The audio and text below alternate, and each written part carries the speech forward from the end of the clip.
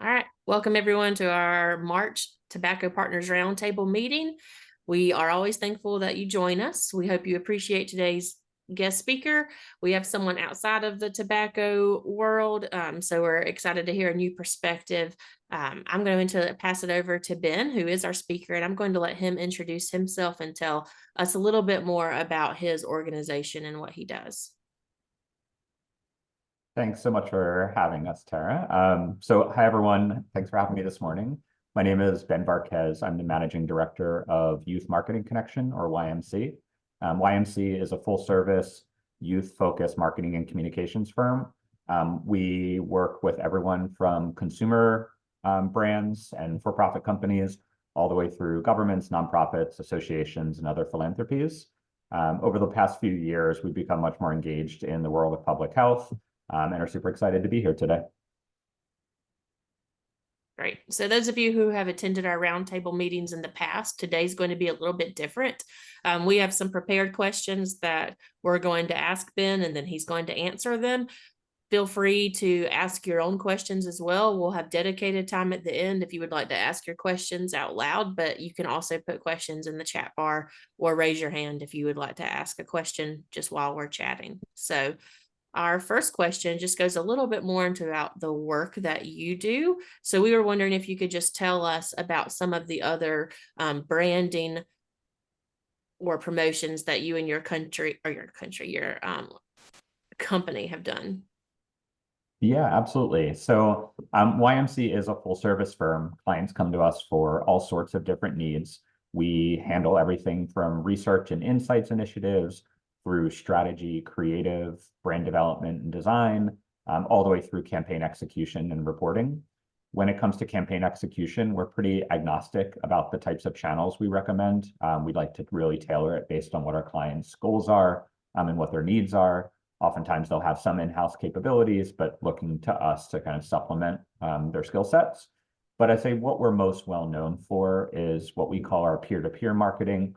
So we do a lot of ambassador programs where we're finding young people or young adults to represent the brands or the clients or the campaigns that we're working on and kind of share our information in their own words with their peers. That can take the form of ambassadors, social influencers, social content creators, or anything that really takes that like peer-to-peer voice and leverages the power of word of mouth to spread a message. And then we also do a lot of experiential marketing. So for us, experiential marketing can be a fairly broad category, but it would encompass any type of live experience that a person or a consumer could kind of attend in person. So that takes the form of mobile tours, pop-ups, events, sponsored activations. We do a lot of work on in K through 12 with schools and school districts, public parks and recs departments, you name it, anywhere where there's a high concentration of young people, we're probably there with some of our clients. And then in the college space, really anything that happens on or around the college campus we're involved in. So that would encompass student life, Greek life, health and wellness centers, food service and dining, residence halls. And then in the month of March, we have the unique moment of college spring break. And so we're in various destinations domestically and internationally for our clients, reaching college students while they're traveling. The last kind of piece is that would be our digital campaigns. And a lot of this is all integrated together, but we do standalone digital campaigns as well. And that would encompass anything from social media to digital ads and media, contests and sweepstakes and other promotions, really anything that happens in the realm of digital and social without that peer voice. Great, thank you. So your work with young people is really why we're so interested in the work you do. So in our promotion of this event, I shared the New York Times article where I found out about your company and you, and it was mainly talking about the Gen Z makeover of electronic cigarettes or vapes. So in that article, you specifically mentioned like Gen Z and Gen Alpha. And I was just wondering if you could define Gen Z and Gen Alpha for our audience. Yeah, definitely. So, no matter what type of Googling you go through, you'll probably find slightly different definitions. We typically use the year and age range provided by Pew Research Center. So we would say Gen Z is born approximately between 1997 and 2012. So currently they're aged around 12 to 27. So that encompasses a lot of different life stages. You have young adults, you have college students at the undergraduate and graduate level with traditional ages, and then you also have some middle school and high school students. When you look at the next sort of generation coming up behind Gen Z, commonly used term to define them is Gen Alpha. So Gen Alpha was born between 2013 and today. We haven't quite reached the end of that generation demographic yet. So ages 11 and down is sort of how we would define Gen Alpha. In terms of what makes them, different from millennials or Gen X or baby boomers, by far, I think the most impactful thing is that both Gen Z and Gen Alpha are digital natives. I think we hear that said a lot, we hear the term a lot, but we don't really truly appreciate the profound impact that has on someone's worldview and the way they operate in their communities. So Gen Z and Gen Alpha don't know any world where everything isn't digitized, where all the information of the world is theoretically available at their fingertips. Gen Alpha in particular has never known a world without social media. And when I say social media, I mean modern social media, which is very different than sort of the nascent stages of Facebook or MySpace. And so that creates a really interesting sort of framework to look at how they, again, navigate through the world and through their communities. In terms of their makeup, they're super diverse. 48% of Gen Z and Gen Alpha are from racially and ethnically diverse backgrounds, which is a significant increase from millennials. 31% identify as LGBTQ+, which is also a significant increase from millennials and previous generations. Their outlook on the world, I would say, isn't great, but they're still trying. So by and large, all of our research and the research that we've sort of reviewed from third parties has them as a pretty pessimistic group. Personally, I can't blame them. There's a lot that's not going right now, especially in the lives of young people. But they're very community driven at the same time. I think they kind of see the power of building community and maintaining community as both a support system and just a way to sort of thrive and survive. They're very much an individualist collective, so they like to define themselves as individuals, but again, they see the value of community and kind of consider themselves as a collective of people. And with that, they're very focused on activism. And so while they are pessimistic about sort of the place the world is in today and the direction it's going in the future, they haven't given up. And we definitely see a lot of sort of a focus on activist behavior among Gen Z and older Gen Alpha. And then I think the last piece that makes them unique, and this is probably not a surprise to anyone that works in any field remotely close to mental health and public health, is their mental health. And so over 60% of Gen Z and Gen Alpha report having anxiety disorders. And that stems from a lot of different areas, but the four biggest drivers that we see through our work is sort of anxiety about the future, so the direction of the country and their personal futures, their finances, just the cost of living, whether you're in K through 12, whether you're applying for college or in college or looking to graduate and kind of doing the cost analysis of what kind of salary you can possibly get out of school and what the cost of living is. School and work is a huge driver of stress and negative mental health consequences. And then finally, their social activities and relationships. We've seen a huge increase here since the COVID-19 pandemic hit, and sort of coming out of the isolationism of those early years. Have not been quite as easy as I think we've hoped for young people. Points, thank you. So also in the article that I saw, I shared that article in the chat bar for all of you if you weren't able to read it beforehand.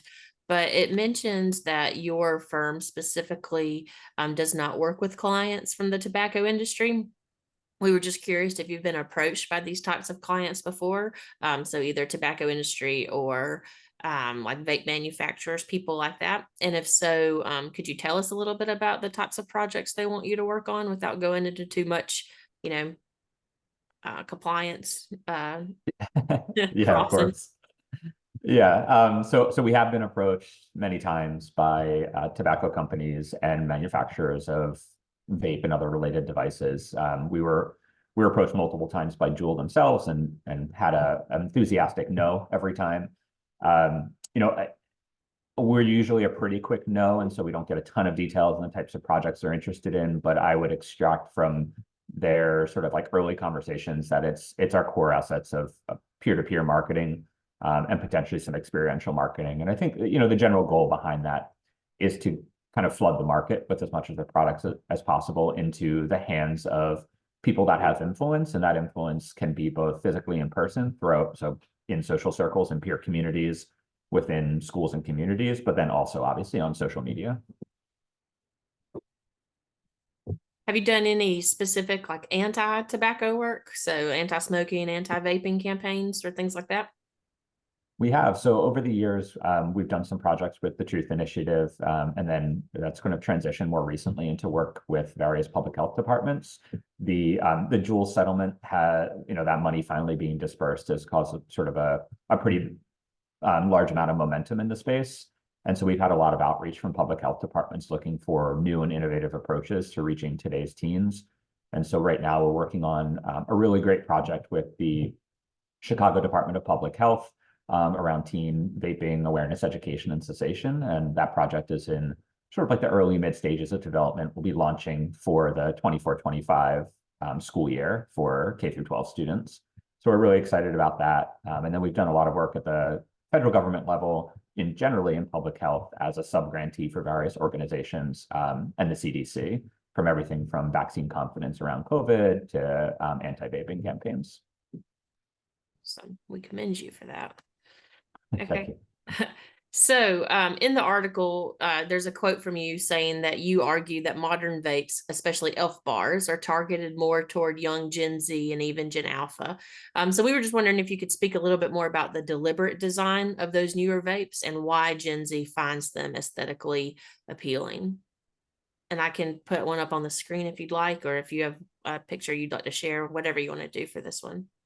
No, yours is perfect. You can definitely pull that up. I think it's super helpful to Okay. see the design while we're talking through it. So, I would definitely argue that. And I think at the end of the day, they would probably say it was intentional off the record. But, modern vapes, and I'm fine singling out bars because they are by far the most well-known player in the space. But of course, they're not the only player in the space. I think they're absolutely targeted more towards Gen Z and Gen Alpha. There's been a shift in design aesthetic over the past 5 to 10 years. And so if you kind of go back to the early days of tobacco pens and Juuls and other vape-related products, they sort of had like a techie minimalism to them. So it was sort of meant to be a seamless accessory with your mobile device, your laptop, and other sort of like tech-centric devices that you might find in your pocket or your purse or your briefcase or whatever it may be. I think that's really reflected in the bottom right image that you see there, which are the pod-based products. They kind of look like they could be developed by a Silicon Valley startup, and several of them were in reality. But it looks like it could be an Apple product if it wasn't obviously an e-cigarette. And so that was sort of heavily targeted towards millennials and even more so towards males. And now we're sort of moving away from that as we get into Gen Z and Gen Alpha towards vibrant color palettes, I would say like playful silhouettes. And really the core purpose behind this is it's something that stands out on social media. So, when you look at Elf Bar in particular, which is the center image in the top right, it's very reflective of other products that Gen Z and Gen Alpha are familiar with, specifically in the beauty, cosmetics, and skincare space. As you may or may not know, beauty, cosmetics, and skincare is the fastest growing consumer segment among Gen Z and Gen Alpha, especially skincare with Gen Alpha. And so I think the mimicry of the design of those products was very intentional for Elf Bar, and I'll get into kind of why in just a little bit. I always tell people, like, if Elf Bar came to the table and said we want to design a product for Gen Z, I do think they nailed it. It's almost too good. But when you look at their product, it's small, it's round, it's kind of cutesy, especially compared to some of the older e-cigarettes and even those mod tanks up there that look very like beefy and industrial and aggressive. They're super bright colors. They look friendly as much as the product can look friendly. And again, they're made to look like other products that you would consider at the least harmless, at the most beneficial, like skincare and beauty and cosmetics products. they're also visually similar to tons of other products outside of that space. And so, I think at the end of the day, the goal was kind of twofold. One is to make it more accessible and comfortable and familiar and fun. And then the other, which I kind of alluded to earlier, was to change the demographics of the average user a bit. I'm always a little bit hesitant to use this term, but I'll toss it out there anyway. I would say that the development of ElfBar from a design perspective really looked at the idea of gendered design. And when I say that, I mean stereotypical gendered design. All the data on Joule users said that it heavily indexed male versus female. And if you look at ElfBar in particular, I think the design aesthetic kind of brought the goal was to bring that average user over to the female side much more aggressively. And that's sort of why it mimics products that they're very familiar with in those categories of beauty, cosmetics, and skincare. Every study that we've seen and research that we've done as well, young people say that disposable e-cigarettes, especially products like ElfBar, are trendy, they're cool, they view them as accessories to their life, almost like a fashion accessory.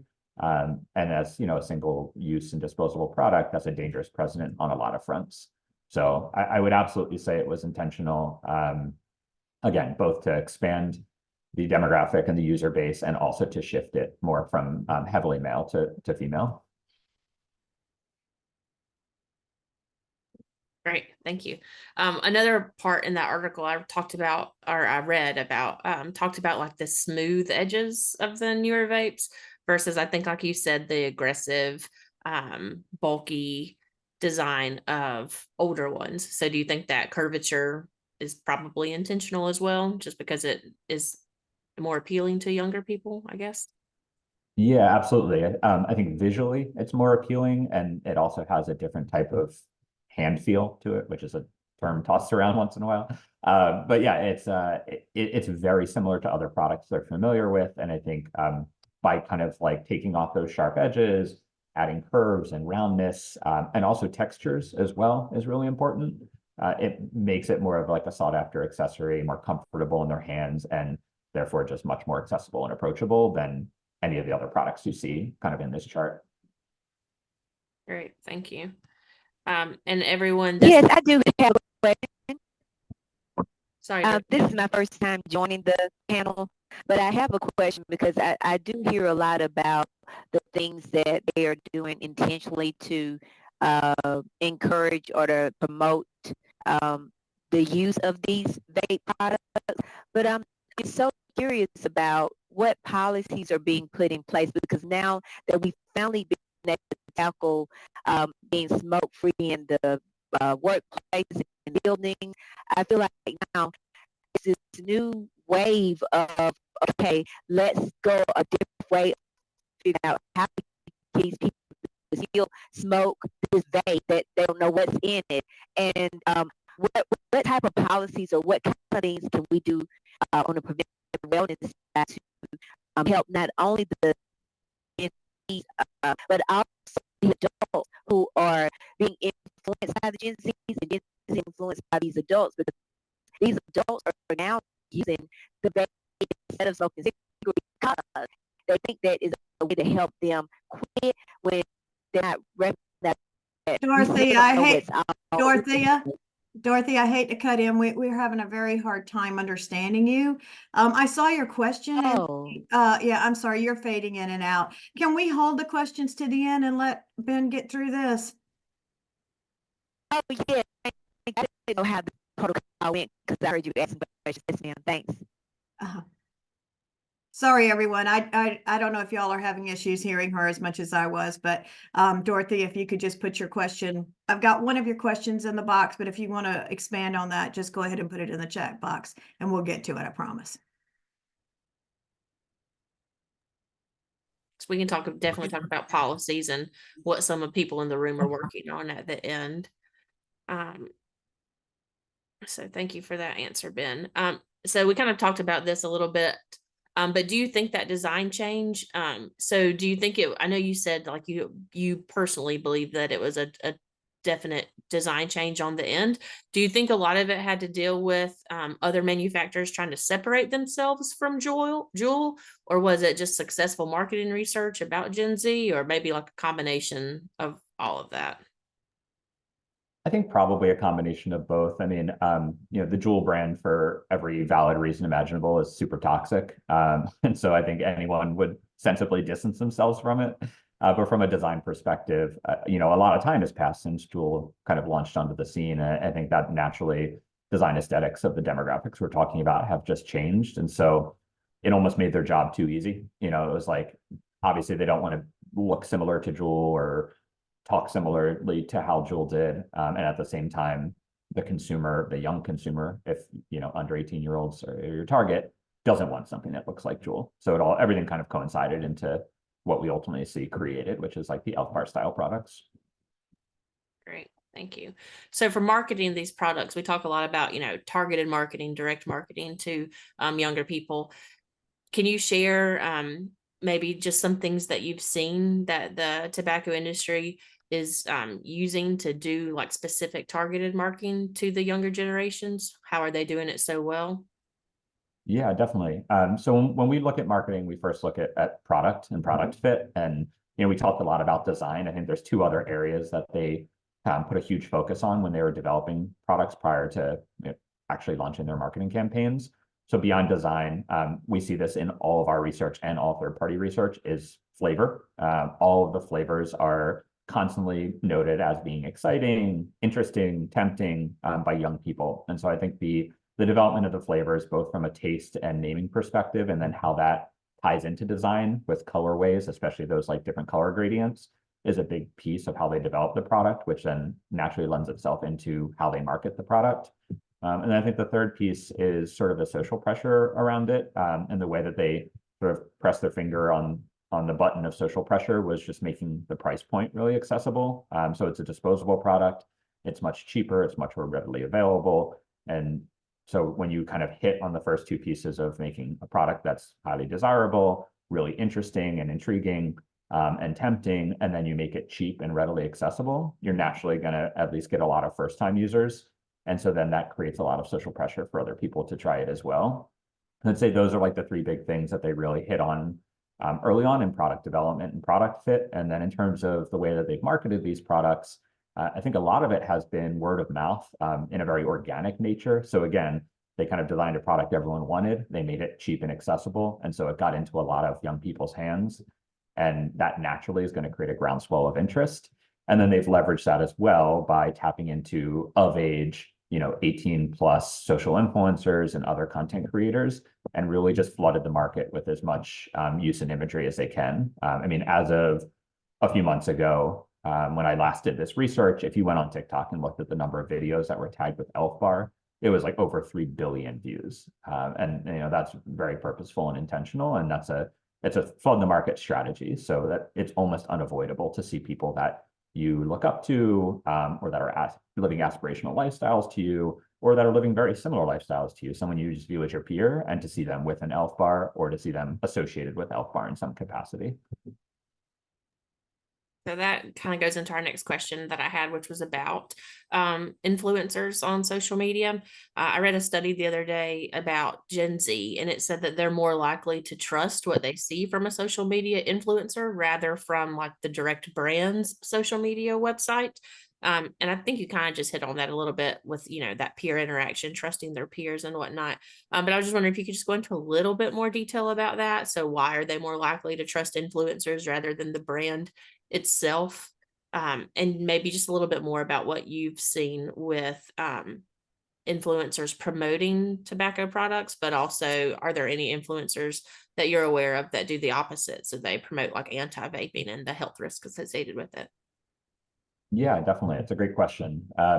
So, first and foremost, I would say YMC is a little bit biased in this space because we've sort of built our entire business around the power of word of mouth and peer influence. We've been around for 25 years and we've been doing it that entire time. And it's almost like, one of our tried and true strategies is now being weaponized for the worst of society. But with that said, word of mouth and peer influence has always been an extremely powerful form of marketing that drives behavioral change. Even before social media, before the internet, you would get recommendations from your peers and aspirational people in your community for products, for services, for lifestyle decisions, you name it. I mean, so really, it's just the channel and the medium that's changed. And so as sort of the advent of the internet, the advent of social media, the maturation of social media has evolved, we've evolved what we do at YMC, and so has other brands. Everyone is still leveraging the power of word of mouth and the power of peer influence, or just doing it in slightly different ways. In terms of how, you know, vaping companies have succeeded there, I think it's a product category that not a lot of people want to overtly promote, but a lot of people are willing to more covertly promote.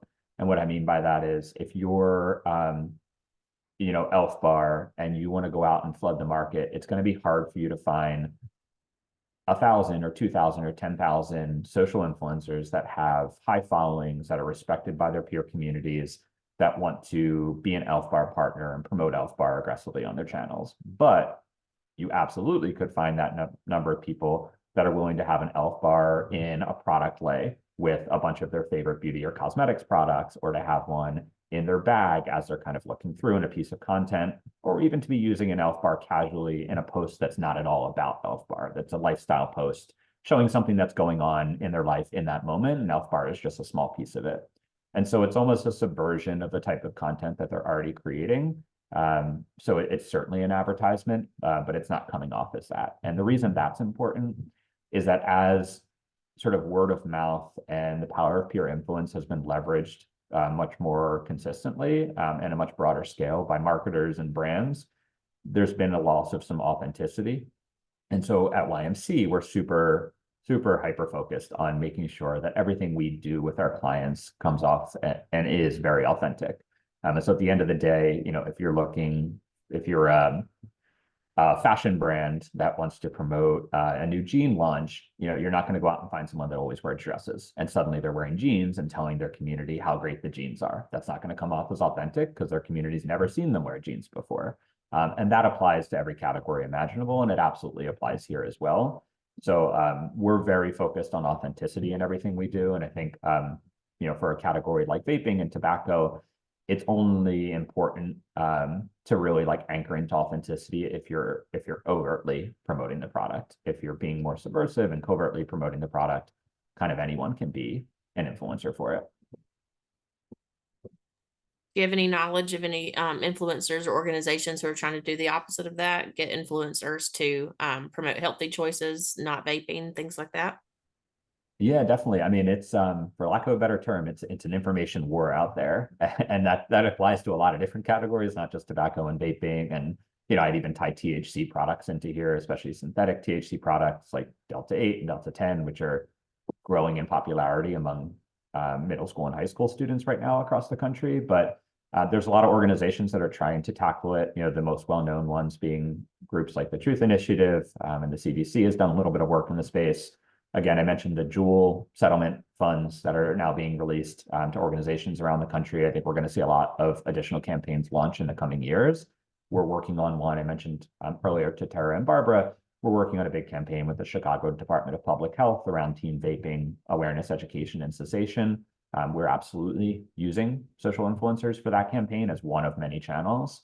So, you know, while there may not be a ton out there right now, but there definitely are some, I think there's going to be a lot more that you see in the coming years. And that's a good thing. And, you know, it's very purposeful too. A lot of those Juul funds are being earmarked specifically for teen awareness, education, and cessation. Great. So we've heard you mention, you know, what youth like. They like information from their peers. They like authenticity and community, civic engagement. Where do you find this data or this information about what appeals to youth and what they want to hear and what works for them? Yeah, it's a great question. So we do tap a lot of third-party sources. You know, every traditional and even sort of more modern research institute around is doing really great work in the area. But we also do a lot of first-party research as well. So YMC has a really robust community of young people that we've already identified as being influential, everyone from young adults through middle school and high school students. And we're constantly tapping them for different kind of lifestyle pulse surveys just to see sort of what's going on in their world, what type of brands they're talking about, what type of messaging they're seeing. So that's sort of the twofold of how we get our data and our research. And then if something interesting sort of arises, or we start to like see the inklings of a trend, we'll then invest a little more time and resources just on our own dime internally to try to dig deeper into it. And that's where we end up getting a lot of our most like informed strategic insights. So you're talking to the audience that you're serving. That's absolutely, yeah. I mean, the big thing for us is like we always say, if it's a student-focused campaign, it's for the student by the student.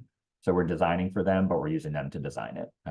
You know, I'm 38. I'm the oldest person at YMC. A lot of our team members are recent grads, all the way up through their early 30s. But even when you're talking about a 22-year-old, they might not have any clue what makes a 15 or 16-year-old tick. And so we're constantly talking to students in our community at all age levels to make sure that sort of the strategic decisions we're making are in line with something that's going to resonate with them. Great, thank you. So this is the last question I have, but the majority of us in the meeting are public health workers. You know, we have this concern and we're trying to educate and prevent, and we do policy work. We have a broad spectrum of things that we want to do, but I think it's important that our messages and our initiatives resonate with the younger generation, because, we know that a lot of them are using these vapes and electronic cigarettes more than they have in the past. So we care about their health and we want to empower them to make healthy and informed decisions about their bodies. But sometimes we have a hard time connecting with them because we're not their peers. And sometimes we don't have the tools to be able to talk to them. But just what are some tips or recommendations you can give us to make our content relevant and impactful? Yeah, that's a great question. And it's a question we get a lot. And so, not ultimately your ability to impact audiences at scale is going to come down to budget/resources. But there's lots of ways to do it in a way that's very resource friendly. And then ultimately, if the budget comes in and the resources come in, you can scale effectively with partners. And so I'll talk mostly about strategies that don't involve hiring someone like YMC or another similar, agency or partner in the space. And what I usually tell organizations is to really leverage your strengths. And so you all have such a wide and deep breadth of really, really valuable expertise. You know this space better than anyone, and yourself, admittedly, maybe just don't know how to get the messages out there and frame them the right way. But you do have, I'm assuming, young people in your network that you're able to tap into to sort of help with that. And so we oftentimes will guide our organizational partners into coming up with sort of an overall umbrella strategy and those key messaging, market testing those with young people, even if it's just pulling in, people's kids and their friends to small focus groups, and providing a pizza dinner, like that. Even something that simple, while maybe not statistically significant, can really help you validate or potentially invalidate some of your assumptions. And then once you're ready to then share those messages, there's kind of two things we really focus on from an organizational perspective. Make sure that your messaging is designed from a visual standpoint, and then also the way that it sounds and speaks, and kind of the voice of your brand in a way that resonates with young people. So from a design perspective, design has become democratized over the past few years thanks to Canva. I don't know if how many people on this call are familiar with the platform, but essentially it's like Adobe, Photoshop and Illustrator and InDesign all wrapped up into one very, very easy to use platform. So from a design perspective, I would say like play around with Canva, or if you have an intern in the office, have them spend some time with you on the platform. But it's actually extremely easy to use, and you can really create some great content with it. They have tons of templates that I would say are like Gen Z, Gen Alpha approved. It just makes your content look visually nicer and more relevant. And then from like a tone perspective, work with, again, young people in your office, young people in your community to make sure you're saying things the right way. And then when it comes to disseminating the content, the growth of your brand channels and your organization channels are always going to be tough. I'm not going to say there's like a silver bullet there, but I think, again, tapping into those young people in your, personal, professional lives in your community to help you share those messages is really important.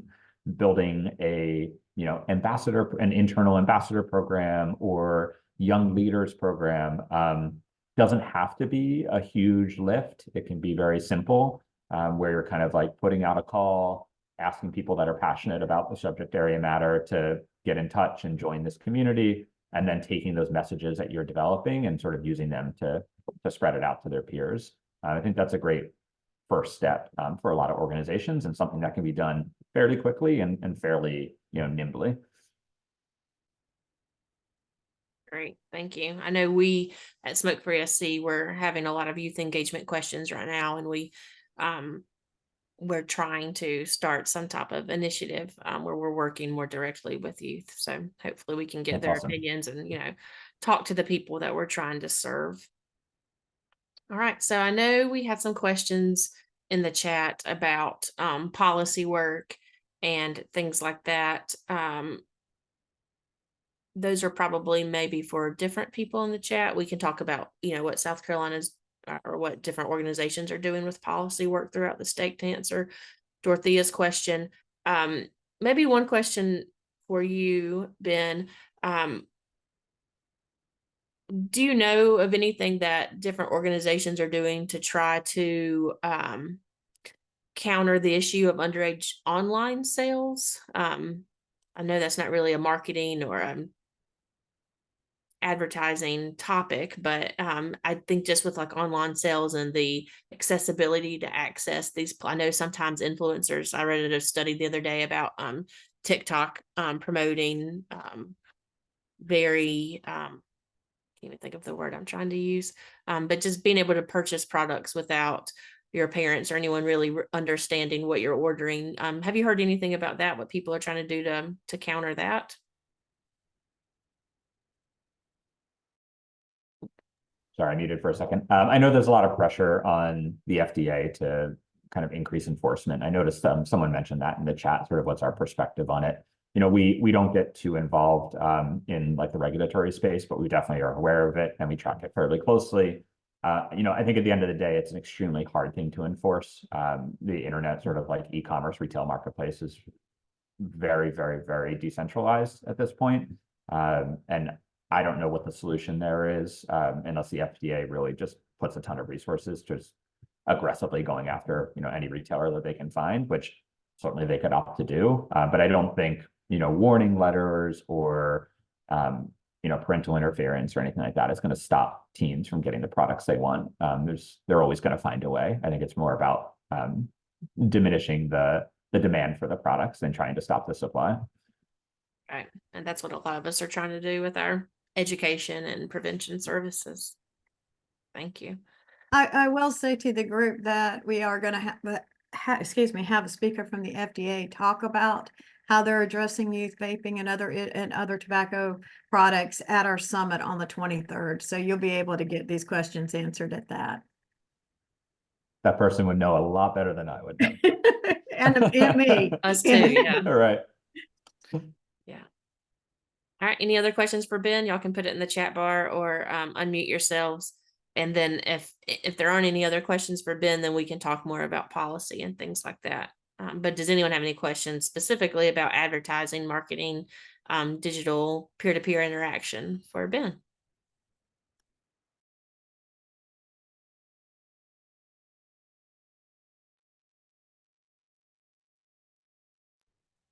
I would just say that Ben made some excellent points, and up here in York County, we're, as Tara and Barbara mentioned, we're, I know over in Greenville with Just Say Something, they're really aggressively trying to get the youth perspective.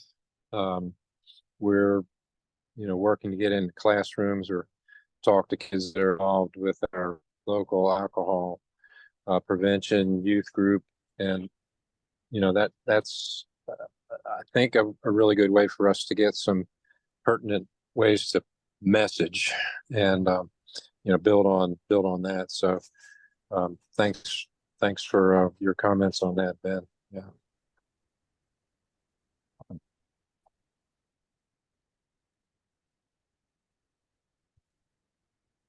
Any other questions or comments?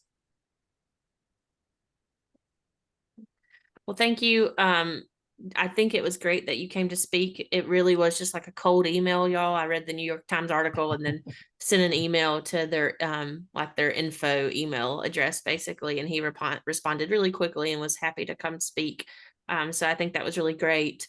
We appreciate, you know, all the work you do with Truth Initiative, and good luck with the Chicago Public Health Department. That sounds like, you know, great, beneficial material for their K through 12 students about vaping and tobacco. And I know, you know, sometimes within the work we do, we talk to a lot of people who focus on profit over people. So I think it's refreshing to hear that your organization, you know, specifically and adamantly says no to the tobacco industry when they do reach out. So I think as a whole, we thank you for that. And Ben, of we'd course, love well- to we'd love to have you come back and talk about the project in Chicago at a later date. Yeah, we would love that. So the project's launching for the 24-25 school year, but we should have some public facing, you know, brand campaign information out towards the end of the summer, and we would love to share some of our work. Thank you. All right. So if no other questions for Ben, I guess we can talk a little bit about policy work, about Dorothea's question. Dr. Keeley, do you want to talk a little bit about what y'all are doing up in York County about zoning, and maybe what your goals are for the next year about policies? Yeah, we, we're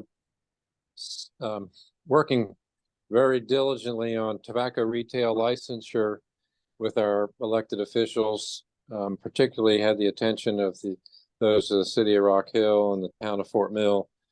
And with the growth of the retail outlets in York County, so noticeable during and since COVID pandemic years. And, we've pivoted because the state legislature passed a law last May that made it no longer possible for municipalities and counties to pass local ordinances addressing tobacco products, marketing, retail outlets. So we are pivoted to zoning. We've had some great meetings with our planning departments in Rock Hill and Fort Mill and the county. And we are making the case with the point of sale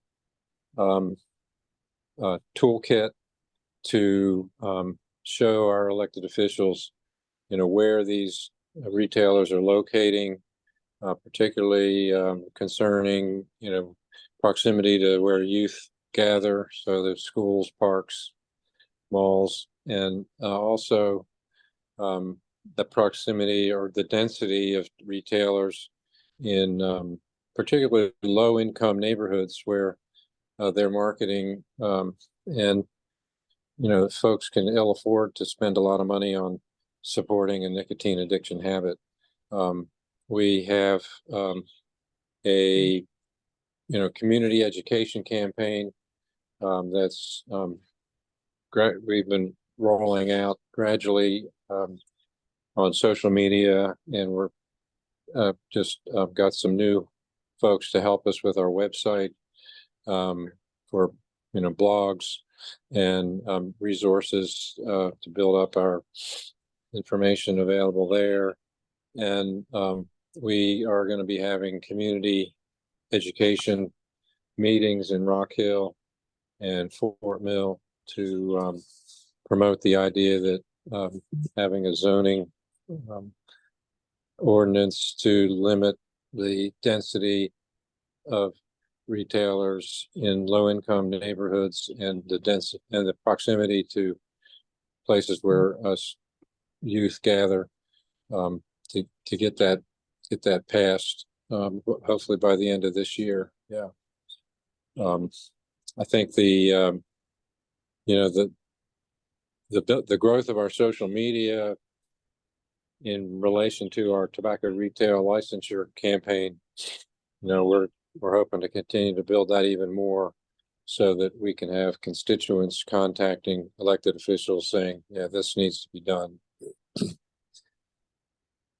As with many other counties, our school districts are really struggling with middle school and high school levels of vaping and in school.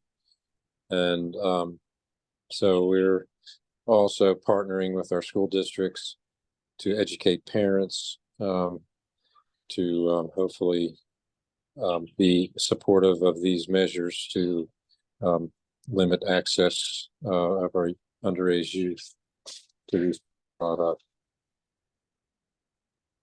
Thank you, Dr. Keeley. So Dorothea, you know, that's some policy work that's being done in the Rock Hill area. We have other coalitions throughout the state and the Greenville, Greer area who are trying to enact a smoke-free policy in Greer, and then coalitions in the lower part of the state who are also going to be focusing on zoning, youth engagement, smoke-free policies as well. We encourage people who are interested in learning more to see if there are local coalitions in their area. And if you're not sure, you could reach out to us and we can find out for you. But we know in South Carolina, according to DHEC, that 45% of South Carolinians who live in cities and towns are protected by smoke-free policy work. And then 37% of South Carolinians and counties are protected by smoke-free workplace ordinances.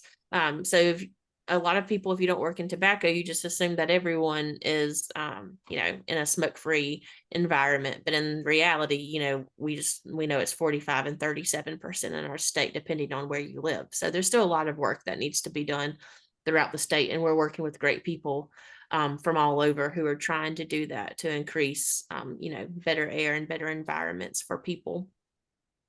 I do, you know, we talked about this at the beginning of the meeting, but we're having our professional summit next month, and we will be talking more about specific work that's being done in South Carolina to address youth vaping. So we'll have speakers from DHEC, from the FDA, from the Campaign for Tobacco-Free Kids, who are going to be talking about international, national, and local efforts. So if you're interested in learning more, I do recommend trying to come to our summit if you're able, because we'll have great speakers who are going to be sharing great information that day. Any other questions?